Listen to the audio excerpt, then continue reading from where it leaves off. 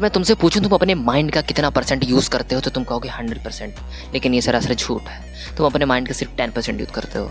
कुछ ऐसे चुने हुए लोग होते हैं जो अपने माइंड का 100% यूज़ करते हैं। उनमें से एक थे आचार्य चाणक्य। इस स्टोरी से तुम समझ जाओगे। एक बार आचार्य चाणक्य को अलेक्जेंडर ग्रेट, जिसको हम सिकंदर कहते हैं, उनको कैद कर लेता है और कहता है आचार्य जी मैं आपको सबसे दर्दनाक मौत दूंगा। तो बाकी कोई होता तो पैनिक हो जाता है, लेकिन आचार्य जी कहते हैं कोई दिक्कत नहीं, जो तुम्हारी मर्जी।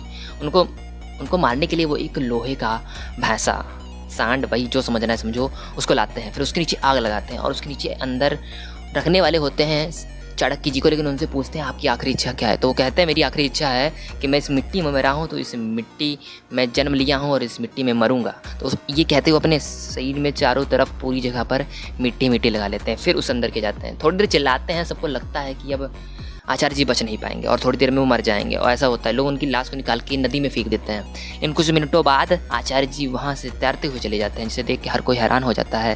कारण क्या था? क्योंकि उन्होंने जो मिट्टी लगाई थी उसमें अधातु तत्व थे, क्योंकि अधातु तत्व जलते नहीं हैं और आपकी स्किन को केयर देते हैं। ऐसे माइंडसेट के थे हमारे चाणक्य जी। यहाँ पर कोई नॉर्मल इंसान होता तो वो पक्का उस समय बहुत ज़्यादा हड़बड़ा जाता या कोई सही डिसीजन नहीं ले पाता। इन्हें एक बिल्कुल सिंपल माइंडसेट के साथ एक सही निर्णय लिया, जिस निर्णय की वजह से उनकी जान बच पाई। क्या तुम भी ऐसे निर्णय लेने की तुम्हारी उस समय क्षमता हो?